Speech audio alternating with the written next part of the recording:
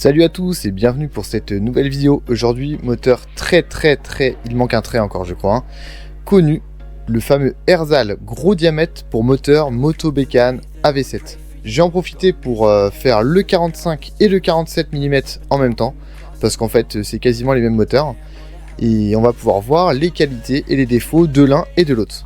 En même temps, je vous présenterai le Barry Kit, parce que c'est vrai que le Barry Kit, en clairement, c'est ni plus ni moins un Erzal avec un piston de meilleure qualité.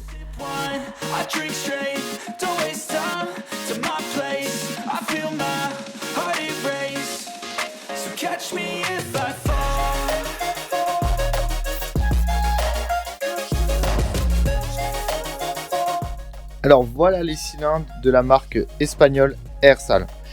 C'est donc des cylindres tout à fait standards, avec une architecture vraiment très proche de l'origine. En tout cas, c'est pas vraiment très amélioré par rapport à l'origine. On a des transferts un petit peu plus gros que la majorité des cylindres d'origine, parce qu'il y a quand même plusieurs séries sur la V7. Mais de manière générale, on est sur un cylindre globalement qui n'est pas très bien travaillé, qui a des canaux qui sont très limités. Et on a une fonderie clairement qui est faite pour être le plus simple possible pour la fabrication, pour en tout cas faciliter la fabrication. Comme vous pouvez le voir, on a des versions carrées et des versions rondes. C'est donc uniquement l'architecture du cylindre qui va changer. En dehors de ça, c'est tout à fait la même chose. On peut mettre un cylindre rond sur un moteur carré et un cylindre carré sur un moteur rond. Il n'y a aucun problème avec ça. Alors les deux cylindres disposent d'une sortie décompresseur. Alors c'est positif et négatif à la fois, je vais vous montrer pourquoi. 45 et 47. Donc sur le 45, vous voyez, il vous reste à peu près 4,60, enfin 4,6 mm d'épaisseur. Sur celui-ci, 4 mm seulement, voire même 3,9. Si bien que sur le gros cylindre, la cloison ici est très fine. On aura quand même plus de risque de casse au niveau du joint de culasse. Donc je dirais que le 45 en termes de fiabilité de joint de culasse l'emporte quand même sur le 47. Par ailleurs, pour ceux qui suivent la chaîne et qui commencent à connaître un petit peu ma façon de voir, n'utilisez pas les joints de culasse Erzal, jetez-les. Plus haut, il effectuera un mouvement en cloche et tombera également moins loin.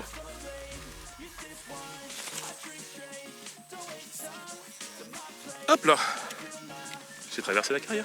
Enfin, je sais pas, faites ce que vous voulez avec, mais les utilisez pas. J'ai eu quand même beaucoup de casse avec. Autant les cylindres sont de très bonne qualité, le haunage, donc les petites rayures d'huile, enfin de maintien d'huile ici, sont plutôt de belle qualité. On est sur un produit, voilà, on sent qu'on n'est pas sur du Made in, enfin, j'allais dire Made in Taïwan.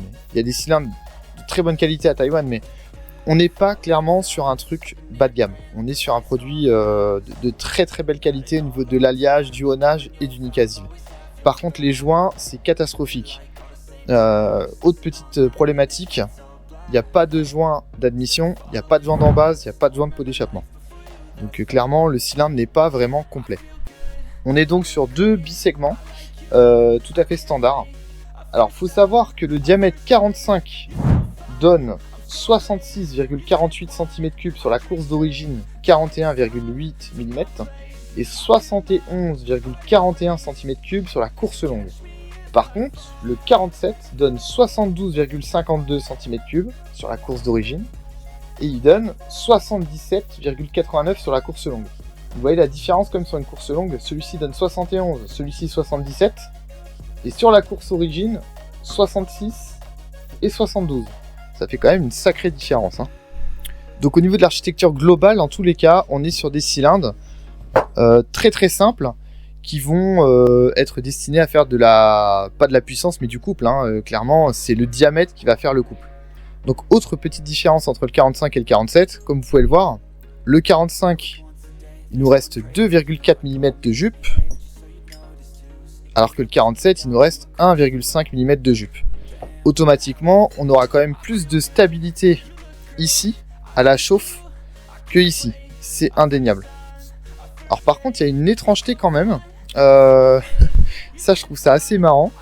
Pour ceux qui ont l'œil averti, ils l'ont peut-être remarqué déjà. Mais donc là, on est sur le 45. Et vous voyez, notre piston, il a une finition de sagouin. Le 47, on a une très belle finition de piston. Par contre, vous voyez les plans de joint? Sur le 40 sec, on a un plan de joint qui est bien fini, poli. Et sur le 47, on a un plan de joint qui est sablé. Bon, c'est une étrangeté, mais pourquoi pas. Donc après, voilà, on va dire que c'est pas un cylindre pour moi qui est critiquable. Mais arrêtez de triquiter pour un oui, pour un non. Parce que oui, son architecture est très simple, mais clairement, en fait, ça répond au public qui va acheter ce genre de cylindre. Et faut pas oublier qu'on est à moins de 70 € chez la majorité des revendeurs Ersal sur un cylindre comme ça. Donc avoir un cylindre à moins de 70 € disponible et super coupleux qui va sortir de la puissance en toute discrétion pour un prix aussi réduit, bah c'est juste génial pour nos vieilles machines et heureusement que Ersal existe pour faire des trucs comme ça.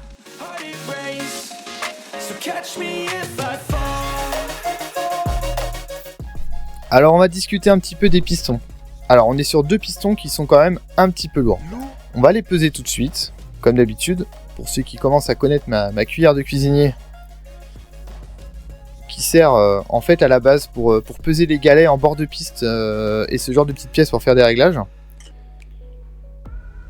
on a 77 grammes sur la version 45.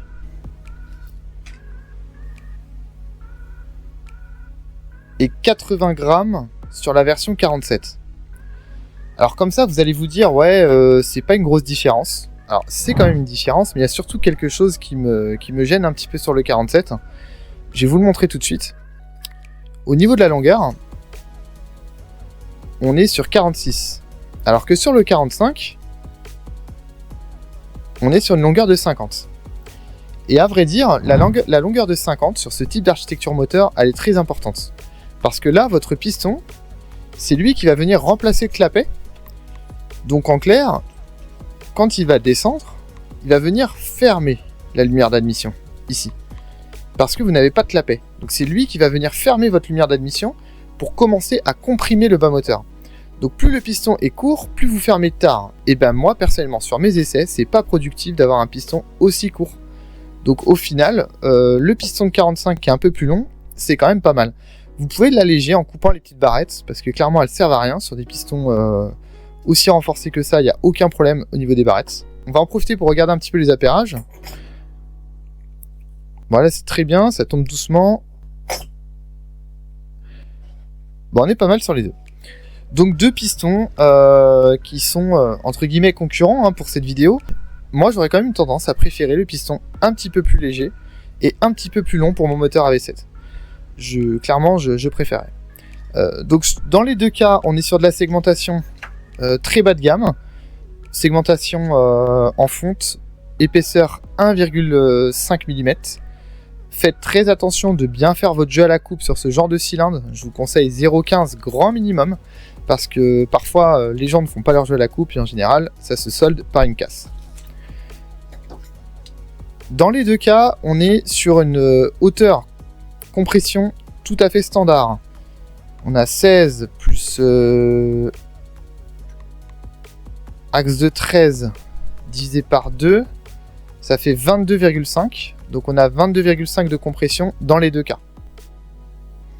Alors niveau diamètre, on a 46,95 pour le piston Ersal, qui au final est un piston d'AV10. Clairement, ça se voit, on n'est pas du tout sur un piston d'AV7.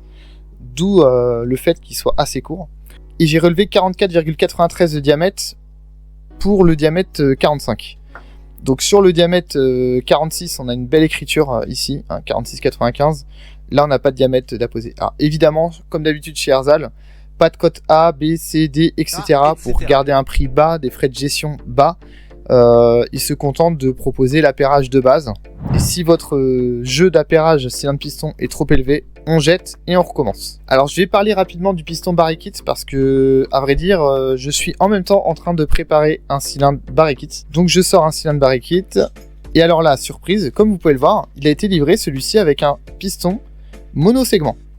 Donc faut savoir que chez Barry-Kit, vous avez un piston avec un segment acier, pas fonte.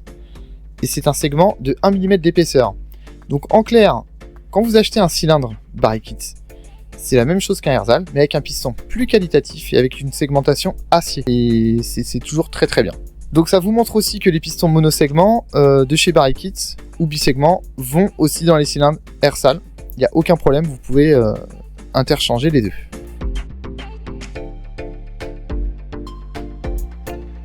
Alors discutons un petit peu des diagrammes. Alors pour les novices, les diagrammes d'un moteur de temps, en clair, un tour moteur complet sur un moteur de temps, c'est un disque. Le diagramme, c'est la part de fromage du disque sur laquelle est ouverte votre lumière d'admission ou d'échappement, hein, peu importe votre lumière. Donc par exemple, si je vous montre ici, admettons mon diagramme, mon piston descend, donc là je suis ouvert, donc là ma part de fromage commence, elle est toujours, je remonte, elle est toujours en cours, tac, quand je suis fermé, ma part de fromage se finit. Donc sur un moteur de temps, le diagramme, il est en adéquation directe avec la puissance. Plus la part de fromage est grande, plus j'ai une grosse lumière, plus j'ai de la puissance en haut, moins j'en ai en bas et moins j'ai de coffre en bas. Donc les diagrammes sur ce moteur, sans surprise, on a relevé quelque chose de très très bas. Alors, sur le 47 mm, j'ai relevé 149 à l'échappement et 108 à l'admission. Autant vous dire que c'est très très bas. C'est clairement un cylindre qui est fait vraiment pour rouler avec un échappement d'origine, avec un carburateur d'origine, avec un gicleur un peu plus gros. Mais clairement, on est sur un cylindre qui est fait pour rouler comme un cylindre d'origine. On est clairement là-dessus. Sur le 45, c'est encore pire. On a relevé 140 à l'échappement et 104 à l'admission. C'est vraiment super bas. C'est vraiment super bas. Donc dans les deux cas, vous avez des diagrammes qui sont extrêmement bas. Et ça se voit parce que par exemple, si vous prenez un pied à coulisse et que vous mesurez ici la lumière par rapport à la hauteur de votre cylindre, vous allez vous rendre compte que vous avez des données qui sont très très grosses. Là par exemple, j'ai à vue de nez comme ça, j'ai plus de 30 mm, donc on a vraiment un diagramme très très bas. On est donc sur deux cylindres qui vont viser des régimes d'environ 6000-6500 tours minute. Il faut poser des culasses orientées décompression. Moi je viserais un taux de 9, voire 9,5 pour 1, tout au plus avec de tels diagrammes. Parce que vu qu'on ferme la lumière d'échappement très tôt, on commence à compresser très très tôt. Ça s'appelle le taux japonais. Je vous mets d'ailleurs la vidéo de la calculette taux de compression juste ici. Si vous voulez vous renseigner un petit peu, n'hésitez pas à y aller et à regarder ça. Donc je dirais avec un bon carburateur de 15 ou de 16 SHA. À mon sens, de toute façon, au banc de puissance sur un cylindre stock, vous n'aurez aucune différence entre le PHBG et le SHA. La seule différence, c'est que le PHBG sera plus compliqué à régler, mais à mon sens, vous n'aurez aucune différence sur un cylindre Airsal non préparé. On est là clairement pour cruiser vers 6000-6500 tours avec un pot d'origine, voire un pot turbo kit, voire une VTSP1, pourquoi pas, pour grimper les côtes, voire pour labourer un champ, parce que je pense que là, niveau couple, on est clairement sur un truc... on est sur un motoculteur, là clairement, on est vraiment sur un motoculteur.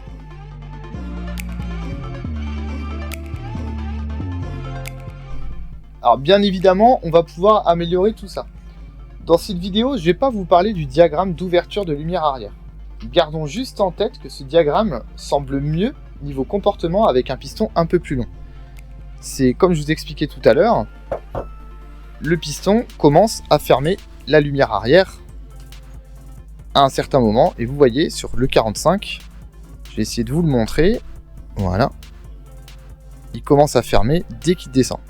Et ça donne un comportement moteur qui est clairement meilleur avec des diagrammes aussi bas qu'un piston court qui va vous faire perdre en coffre en bas, mais qui va pas vous faire gagner en haut. Donc sur des cylindres, si on parle d'amélioration simple, je conseillerais de reprendre l'échappement et de poser un diagramme de 165 degrés sur le diamètre 45 et 168 sur le diamètre 47.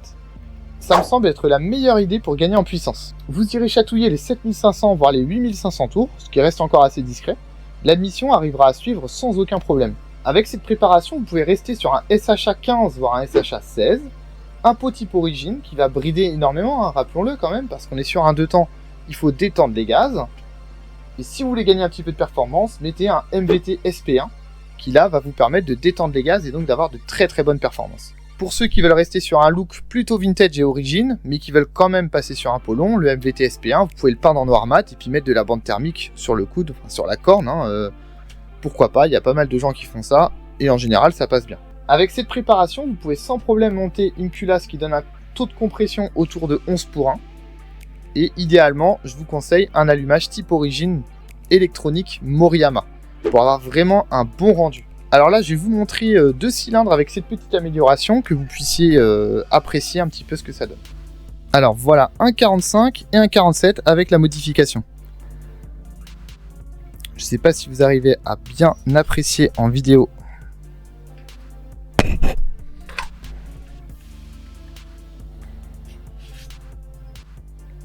Je suis désolé, j'ai pas le meilleur éclairage du monde.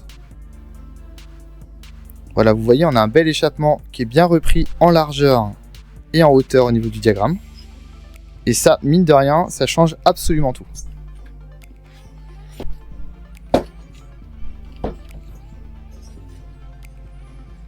Alors, je vais vous montrer le 45 stock versus le 45 préparé.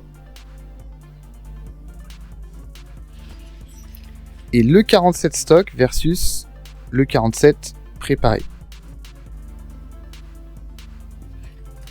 Au niveau des bas de jupe, personnellement, je les dégage un petit peu. J'ai des petites améliorations avec ça au niveau du remplissage, surtout avec du PHBG. Donc surtout avec la carburation qui commence à dépasser les 17,5. C'est toujours bien d'avoir un petit peu de remplissage ici. Mais sincèrement, c'est un petit peu de la poudre de perlimpinpin. C'est pas non plus... c'est pas Dallas, quoi. Hein.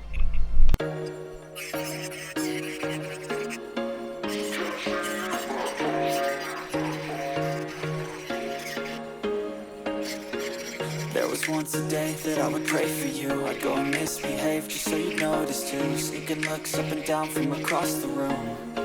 Damn, what a hell of a view. I feel good, you look great. I like you, I can't wait. A first time, a first date. You're so fine, I'm so late. You sip wine, I drink straight. Don't waste time to my place. I feel my heart erase. So catch me if I fall.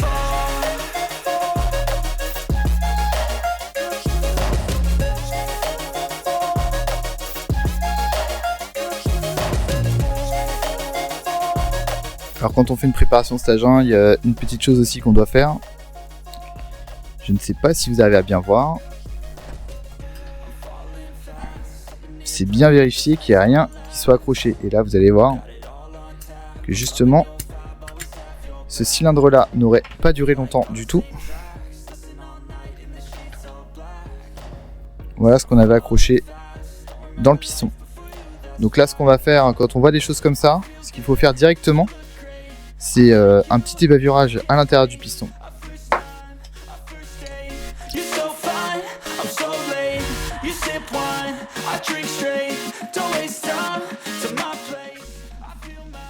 Alors voilà, au moins il est ébavuré. Alors c'est pas très instagrammable, hein, c'est pas hyper propre. L'intérêt c'est surtout que les morceaux qui pouvaient se décrocher, comme on l'a vu juste avant, de ce type là, soit clairement écarté, parce que ça c'est un gale à un serrage, et en général un serrage où l'utilisateur ne saura jamais d'où ça vient, donc impératif de faire ça. Lors d'une stage 1 on fait ça. Il est impératif de finir par un jeu à la coupe évidemment, donc on va le faire tout de suite. Marquage du segment toujours vers le haut.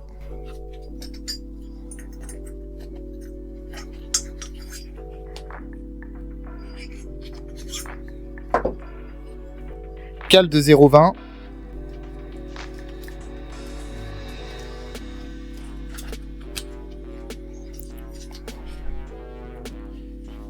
Et on va regarder si notre cale de 0,20 passe.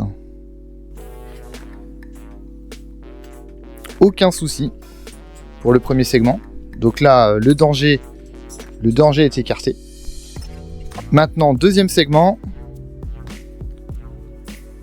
Bon bah visiblement le danger est écarté pour les deux segments. C'est pas toujours le cas, donc c'est impératif de bien faire le jeu à la coupe. Que ce soit un barre kit ou un Erzal, on fait toujours son jeu à la coupe. Sur un cylindre comme ça, on se prend pas la tête. Entre 0,15 et 0,20, vu les régimes que ça prend, il n'y a pas de problème. Alors la conclusion, comme d'habitude, est-ce que c'est un bon kit ? Bah évidemment oui. Encore une fois, je vais pas dire que c'est un mauvais kit parce que pour un tarif aussi réduit, avoir un super moteur comme ça pour nos AV7, c'est quand même super cool. Alors soyons francs, la finition elle est ce qu'elle est, c'est pas un foudre de guerre, mais pour le prix c'est un super cylindre, il est super coupleux, il offre ce que les gens cherchent, à savoir un moteur qui donne du couple et du couple. Je dirais surtout un bon moteur, bon marché pour nos vieilles machines. Surtout avec du couple qui en toute discrétion, sur des régimes très bas, va tirer tout ce qu'on veut. Avec un piston barrel kit et un joint de culasse de qualité, on peut améliorer un petit peu la fiabilité et la qualité générale, voire les performances. Je recommande quand même une petite préparation, parce que de base, sincèrement, on se fait chier. Et ouais, on s'ennuie, parce que dès que les 6500 tours sont atteints, on se prend un énorme mur dans la tronche et on a l'impression de rouler un diesel. Et quand je vous dis un diesel, je vous parle pas d'un turbo diesel, je vous parle d'un diesel atmosphérique. Il y aura donc plusieurs écoles, plutôt même 3 écoles on va dire. Ceux qui souhaitent vraiment la discrétion, les régimes les plus bas possibles, et dans ce cas-là, un SHA 15, cylindre posé de base, culasse donnant un taux de compression autour de 9,5 pour 1, grand maximum, variateur origine, allumage électronique de préférence origine, et basta. C'est un cylindre qui va donner toute sa puissance très discrètement, autour de 6000-6500 tours, et c'est parfait. Deuxième école, ceux qui souhaitent un peu plus de sensations et plus de pêche, et à qui ça ne dérange pas d'avoir un échappement sport. Dans ce cas, je recommande un SHA 16, voire un PHBG 19 mm, un échappement MVT SP1 pour bien détendre les gaz, ou un échappement turbo kit. Dans ce cas-là, une culasse donnant 10,5 pour 1 de taux de compression théorique, une préparation pour relever le diagramme d'échappement autour de 165 voire 168 degrés comme on a vu juste avant sur les autres cylindres. Sur cette configuration, n'oublions pas d'alléger un petit peu le variateur d'origine, ou de le modifier avec un Malossi voire plus pour exploiter les bons régimes, à savoir 7500 voire 8500 tours. La troisième option, ça sera d'emmener l'admission à 118 degrés et l'échappement à 180 degrés niveau diagramme. Et là, évidemment, il faudra un échappement sportif qui commence à résonner un petit peu, une variation qui exploite les 9500 voire 10 000 tours, une carburation PHBG obligatoire, idéalement 19 voire 21 mm et une culasse donnant autour de 11,5 de taux de compression. Et il faudra impérativement avoir une culasse surdimensionnée parce que le cylindre est quand même très sous-dimensionné niveau refroidissement. On respecte l'architecture d'origine, donc on n'est pas là pour évacuer de la calorie. Encore une fois, votre piston est plus gros, vous ingérez plus de mélange gazeux, vous faites exploser plus de mélange gazeux. Donc vous vous retrouvez avec une explosion qui émet plus de calories de chaleur. Et cette calorie de chaleur, à un moment donné, il faut bien l'extraire du groupe thermique. Et pour l'extraire, ça se passe par la culasse. Donc si vous avez une petite culasse, ça va être très compliqué d'extraire toutes ces calories, surtout si les régimes sont élevés. Parce que si votre piston est plus gros et qu'en plus, il fait 2 fois plus de tours par rapport à un moteur d'origine, automatiquement, vous émettez 2 fois plus de chaleur, multiplié par la grosseur de votre piston et le mélange que vous ingérez. Plus il y a de mélange, plus le piston est gros, plus le nombre de tours est gros, plus on émet de la calorie de chaleur. Inutile d'aller plus loin que ça niveau préparation moteur. Pour quelle raison ? Parce que de toute façon, l'architecture du cylindre, à un moment donné, elle a une grosse limite. Les canaux sont clairement dégueulasses pour faire de la préparation moteur ou faire de la performance. Toute l'architecture générale du cylindre ne se prête pas du tout à ça. Pour ça, il y a le Parmakit qui vaut 4 fois le cylindre. Clairement, le Parmakit est très cher. Mais le Parmakit, on est sur un vrai cylindre performance qui n'a plus rien à voir avec tout ça. Alors j'imagine qu'on va me demander vers quel cylindre mon cœur se penche le plus. Alors, évidemment que niveau couple, celui-ci, le 47, c'est un vrai tracteur. C'est clairement un vrai gros tracteur. Par contre, le piston est un peu plus lourd et en plus trop court. Donc j'aurais quand même une tendance à dire que je préférais le 45 en dégageant les petites baguettes et éventuellement, comme je vous ai montré tout à l'heure, en finissant bien le piston. Parce que le piston est plus léger, la jupe est plus épaisse, le canal ici est plus épais, le moteur vibrera moins grâce à ce piston plus léger. À mon sens, franchement, le top, c'est ça. Alors, c'est ça, et pourquoi pas, comme on disait tout à l'heure, avec le piston barrel kit, qui donne vraiment une performance, qui donne vraiment une qualité meilleure, et un bon joint de culasse.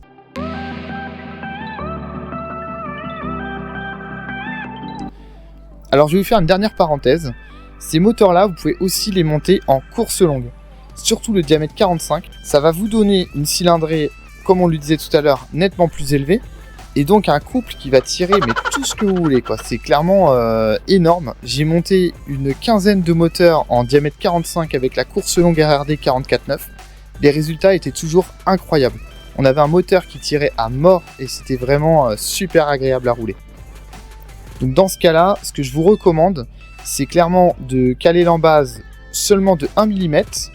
Vous alignez vos transferts au point mort bas. Vous creusez un peu dans votre culasse parce que votre piston va arriver plus haut.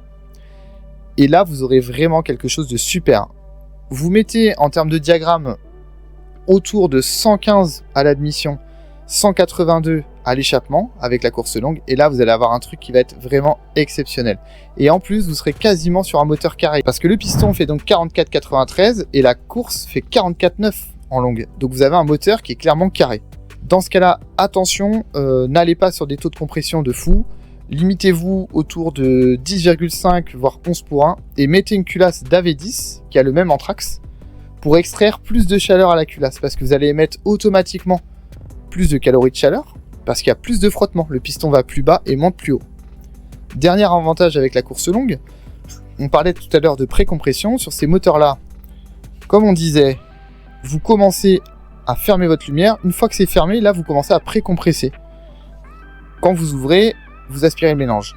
Plus la course est grande, plus vous allez bas dans votre précompression. Donc plus vous précompressez, plus vous améliorez encore le mouvement moteur pour l'admission. Donc sur ces moteurs-là, ils sont très très réceptifs aux courses longues.